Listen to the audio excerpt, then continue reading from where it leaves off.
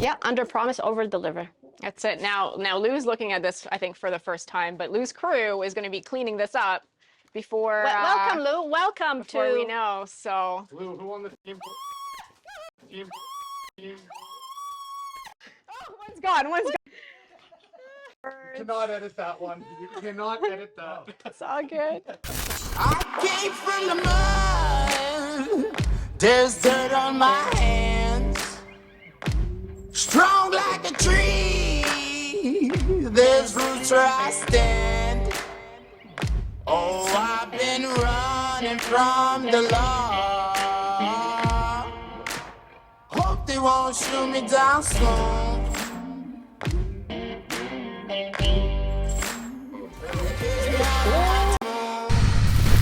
As soon as you get an engineer stamp, let me know, and we'll get her done. We'll get crap. Oh, demo permit. Yes, we can submit a demo permit too. Yeah, please. Yeah, we can do it actually this week.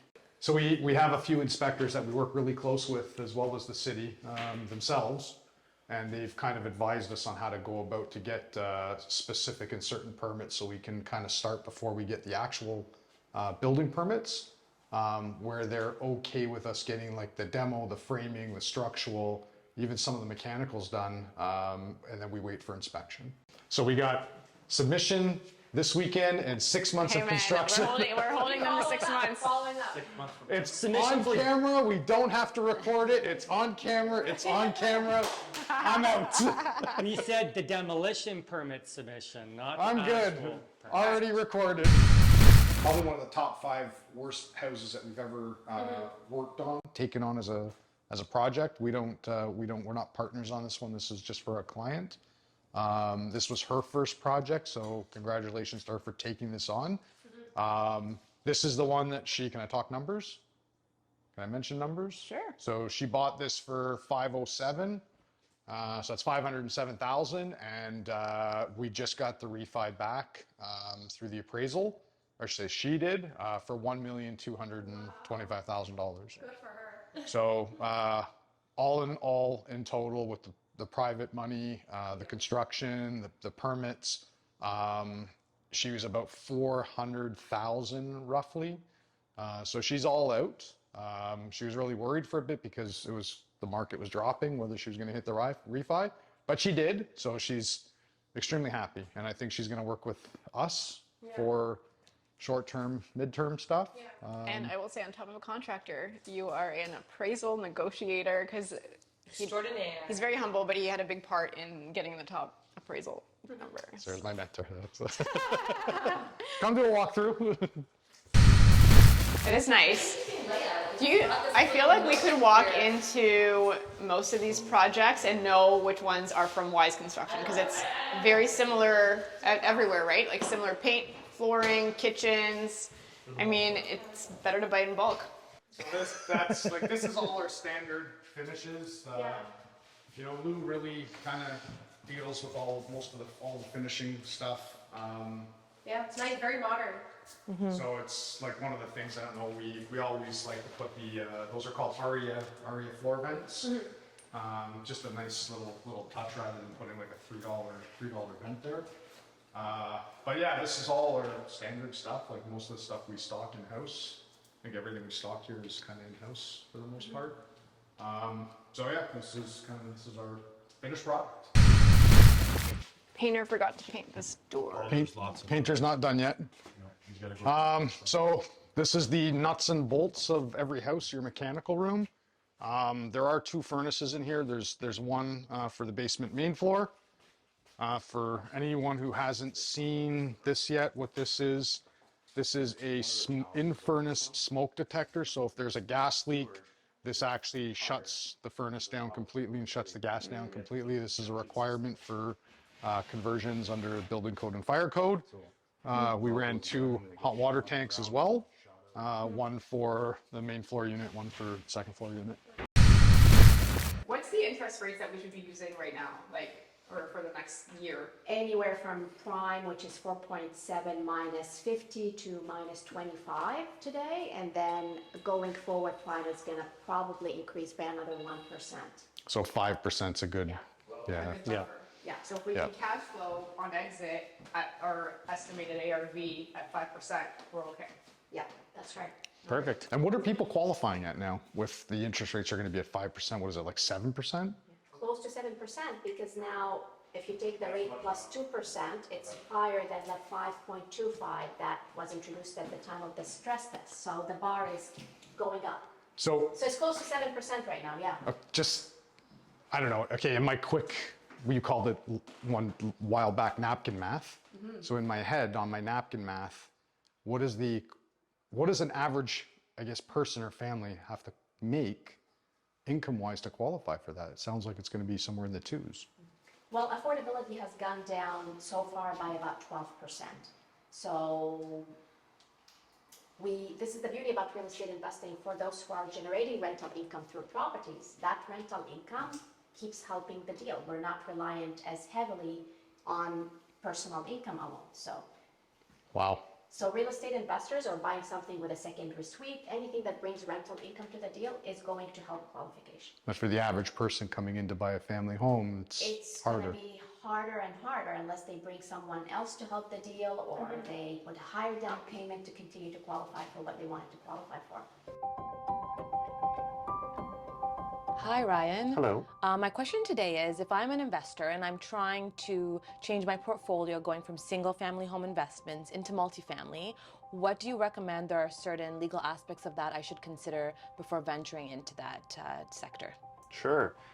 So, I mean, there are some distinct differences, but a lot of the costs are going to be the same items. They just potentially will be increased in value because most multifamily, multi-residential properties, commercial properties have a higher price point. And so a lot of your costs for things like land transfer tax, title insurance, I mean, those exist in single family acquisitions as well as multifamily, but they're based on price point.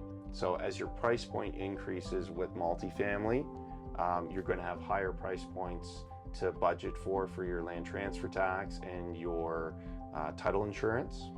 But other differences that may not apply in single family versus multifamily acquisitions are going to be on the due diligence side. So you'd potentially want to make sure you're budgeting for acquisition of building permit reports, zoning reports, work orders. You might need like a fire certificate. You're going to be probably looking at, soil contamination, environmentals possibly. So these are all extra due diligence costs that you don't normally see in a single family acquisition because in almost all of those cases, title insurance provides some insurance coverage for those things. Another cost with multifamily might be you want to have access to a completely updated survey or a new survey. And again, surveys are not necessarily required and are pretty seldomly seen now with single family property acquisitions because again, title insurance provides coverage for that. Multifamily coverage though, you have to do all these searches in order to have coverage in the title insurance policies that are multifamily and commercial. So that's where you're going to see a lot of extra costs or new costs or higher costs on items that exist with single family but are amplified typically with the multifamily. Some of it's based on because the purchase price is more, some of it's just because it's a transaction. Multifamily is a transaction that doesn't have the same blanket coverage up front for title insurance. So it means to be really thorough and have great due diligence to make sure you're buying a good deal, you've got to do some extra things that you don't have to do with single family, which we as lawyers can help coordinate for you. We can help review it for you. If you have a coach or a mentor, those are obviously great people to help you with that as well. But it's going to be mostly extra costs and fees in due diligence items from single to multifamily. What we were saying before, we had like some challenges with this one. The sewer system in the city of Hamilton on this street is actually higher than the basement here. So we had to put an injection system to pump everything out onto the street, which I don't even know what that cost. It was, I can't remember. I think it was about 10 grand roughly. Everything's 10 grand. It's true. It feels like it, eh? Pretty much. I gotta put a window there. It looks nice though. Like I like your finishes. I like the baseboards, the flooring. Just looks like everything. Like you wouldn't tell that this was like a 150-year-old house. This was a cobblestone basement. When we first came down here, it was the creepiest thing, and it was about 5.5 feet tall. I'm not the tallest guy. I'm like, I think I'm 5'10". I'm probably. Can you do bench footing here? We underpin and bench footed. Okay. So, but when we were down here, we were kind of, we were crouching. And again, I'm going to point it out. We love our RE events. We love those. Just a small little touch, better than putting those cheap plastic ones up. You guys are still recording. I don't know if you are. The permits are not closed on this. This was permits, and we are on permits, and we've done all our inspections. There does need to be a railing that's going to go here. We have to build it. We have to customize it because of the way things are. So I'm not sure if It looks straight. it's not. Yeah. So we have to build something. I don't know if Dominic spoke to Jay about what Jay wanted to see here. I spoke to Jay. So we're all good? Okay.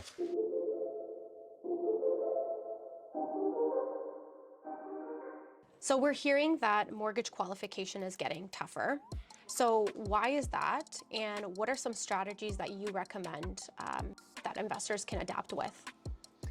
So mortgage qualification has gotten tougher due to the rate increases. If you remember in 2018, the stress test was introduced, and what that meant is that the banks are going to assume you're paying a higher mortgage payment in the approval process compared to what you're actually going to pay. So they looked at the Bank of Canada rate at 5.25, and they looked at the rate they're giving you plus a 2%, and whichever is higher, they calculated the payment at. So what's happened over the last few months since the rates started to rise is this bar here started to go up, and therefore the lenders are now approving refinances and purchases at this higher bar, which is putting pressure on the numbers essentially.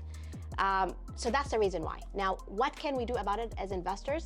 Well, there are two strategies. There are what I call debt management strategies and income strategies. And debt management strategies are about looking at high payments in the portfolio and figuring out how can we reduce them through either shoveling debts or paying them off or extending amortizations, which brings the monthly payment down, which helps the numbers. Or we look at income strategies. So for those who are business for self, how can we pay you more from the business is one way. Another way is to look at your rental portfolio and say, are there any opportunities within your rental properties to use higher rents by getting an appraiser to give us an opinion, because maybe you have a property that you're renting below market and it should be renting here. So if I get an appraiser to give us an opinion, we can use this higher number, which is again extra income to use on your application.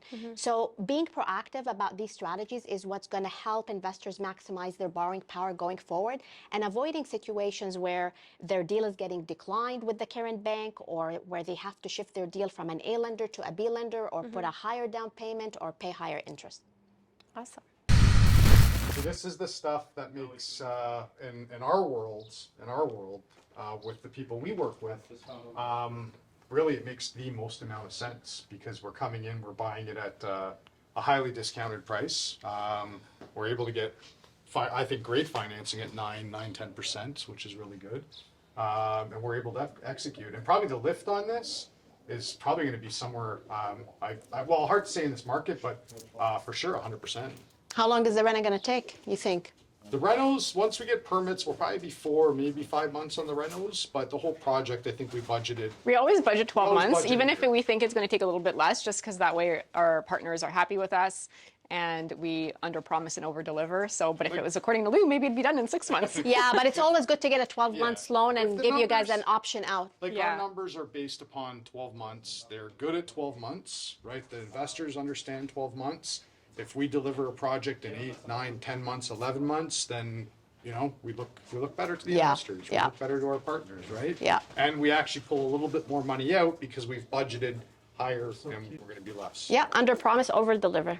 That's it. Now Lou's looking at this, I think, for the first time, but Lou's crew is going to be cleaning this up before. Welcome, Lou. Welcome Before we to. know. So. Lou, who on the team? Oh, one's gone. One's gone. Okay. What is happening? I don't like the birds. You cannot edit that one. You cannot edit that. It's all good. All right. Worst house you've seen in a while? This is the worst by far. I've never seen anything like is this. actually- Honestly, this is the worst. I've seen run down. I've seen gutted. This is by far from the least of the worst that I've dealt with. This is the least of the worst. Okay. Honestly. Don't show me the least of the other ones. This is 100% less work Aside from the to bird get crap on the ready floor, than the Yeah. one we just left. That's got way more work to do. this is a way easier project. Really? Including removing all of This this? to me is just bringing a cleaning company in, a little bit of spritz, scrape it off, make it nice. It's all good, You right? gotta pull off the layers of something. It's all got to go anyways. So it's pretty easy. Once the guys are in here, the birds will go, or they'll get swatted. Well, look, one already got went. Well, that's why you see opportunity where other people look at this and run away. Most people would be. They run away. Well, I mean, so in the contract, we have this as an option, which we were able to negotiate a vendor take back at 9%. So we're going to look at options. We're going to look at some options. That's a 75% loan to value. But the seller obviously knows what kind of condition this is, so They're is motivated to part get of it rid if of we it. want to do it. Now, the other cool thing I like about this project, we're gonna go to the basement and see, and we got Ken with us too. But a lot of times when we're doing these projects, we have to dig the basement down. So this is for me a double bonus. Project is demoed, so we're saving $20,000 there.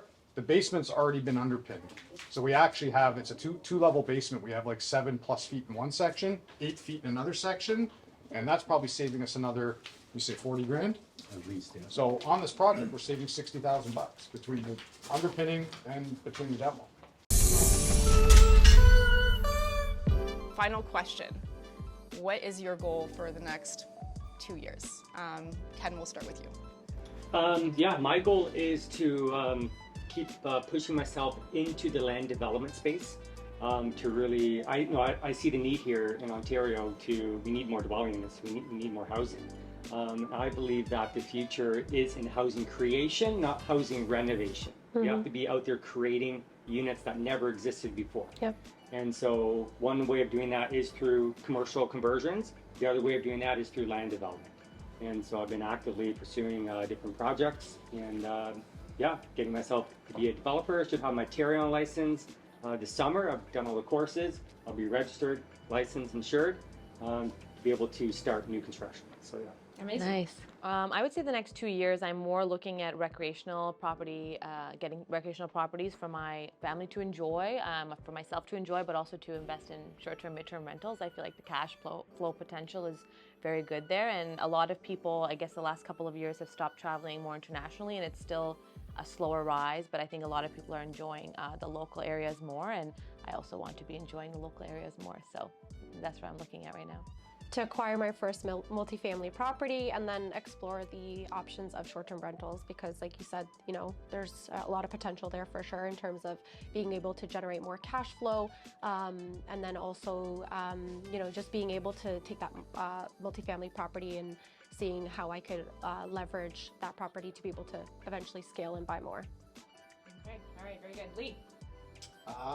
My 2-year goals probably would be to continue on the multifamily, commercial conversions to residential, get into probably some new builds in the way of adding stories to either what we're going to purchase or to our existing, so either going up 1 or 2 floors, as well as creating more multiple streams of revenue, i.e. from construction, property management, midterm rentals, vacation rentals, looking at the Florida option. So there's quite an extensive list of goals I have.